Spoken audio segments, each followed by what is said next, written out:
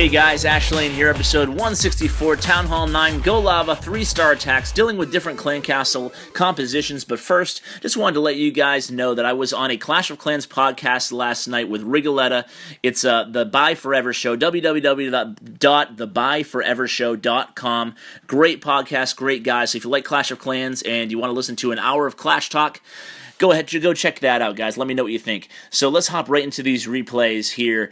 Without further ado, as you can see, they're going to be GoLava attacks. These are really popular attacks because they're such a super effective way to 3-star bases at Town Hall level 9 and Town Hall level 10. So you can see you can engage this base either from the due south, like you see here, or from the due south.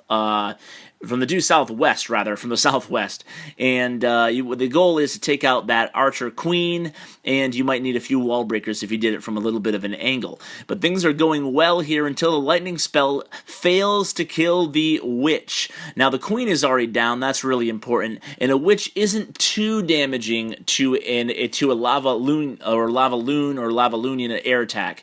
So he might have been okay with the witch down, but either way, he ends up taking care of the witch, and here comes the air portion of the raid. Now, there's a few things I want you guys to pay attention to in this portion of the raid. First are the rage spell drops. So you can see those rage spells are just barely covering those air defenses, and that's actually perfect because it's going to guide those balloons into the most critical part of the attack, which are the air defenses and the wizard towers.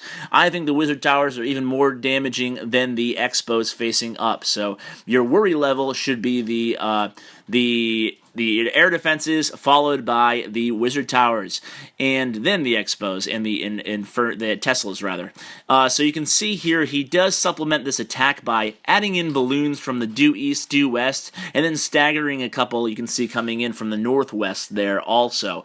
Now the idea behind staggering balloons or adding them a little bit later into the raid is to not only provide some extra support, extra backup to your raid, but also to distract other defensive units in the area. If you had a balloon left right over here, you could have deployed that into that cannon and it would have distracted the wizard tower. But either way, the attack is very successful, and one thing you might want to notice too is that the Lava Hound, the last standing Lava Hound, was at just enough, about 10-20% health towards the very end of that raid, and that's exactly what you want. If you find often that your Lava Hound is going down, if you're ending your raid with many Lava Hounds still left alive, that's probably because you brought too many Lava Hounds. You might want to replace some balloons there. So here comes another attack, once again coming in from the south, and Emok's going to go ahead and engage this queen and clan castle, this time in a different order. First it's going to be the clan castle, then it's going to be the queen. Now, different troops in the clan castle, and Emok still had the lightning spell, even though that doesn't do any good against the balloons here. But the queen is actually very effective against the balloons, and balloons, while they can be effective in a clan castle, they're not too damaging, nothing to really worry about against a GoLavaLoon attack, or a GoLavaLoon attack. So you can see here the queen has not engaged the troops yet, so this could be a problem, but Emok's queen over here is going to take down the second air defense and the queen in one shebang, and you know it's going to be a great attack after that. Now, Emok chooses the deployment a little bit differently than the first attack, and you can see the rage spell once again perfectly placed, and he's going to send in 2 Lava Hounds to the east, 1 Lava Hound to the west. You can see that other Lava Hound flies all the way across the base because of the southern 2 air defenses have been killed by the Archer Queen. So you can see now the balloons are making their way towards the center of the base.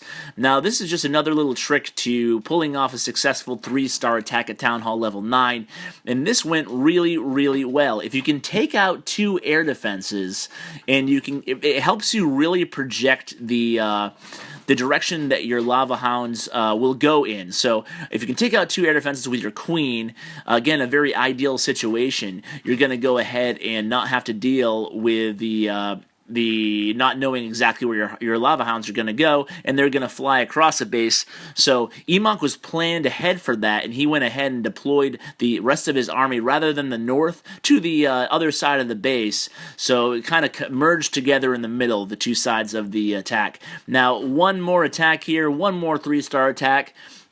Once again, you might want to note the army compositions here. They're all using the 3 lava hounds and the 2 golems in these attacks, and that just seems to be the most popular, strategically right now in the game, the most popular composition for Town Hall 9.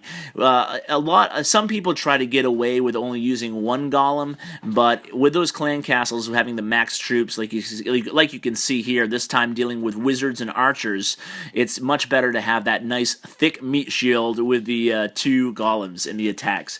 So here come the troops making their way to the center of the base. Once again, you'll notice here 2 air defenses down, so it's looking real good going into the attack here. You can see he deploys a couple lava hounds, but 1 to each respective standing air defense, and then that 1 rage spell is already on the ground. And look at those wizard towers. Just like I was saying earlier, they're facing the lava hound, and that's a kind of a flaw in this base design. It's not a terrible design, but when you have your air defense right behind a couple wizard towers like that, it makes the base very vulnerable to a lava hound attack, because the lava hound will fly by those wizard towers, and then the area will be clear for the puppies or balloons, depending on what portion of the raid is going on. So you always want to attack a base too, keeping in mind where you can distract wizard towers. So that's something you should evaluate that I noticed not a lot of people do. That's one sign of a failed attack, is if they don't account for the wizard towers properly. So guys, I hope you enjoyed these 3-star attacks. They're fun to bring you, and I know they're really popular. So go ahead and like, subscribe, follow me on Twitter, and tell your clanmates about me. Take care, guys.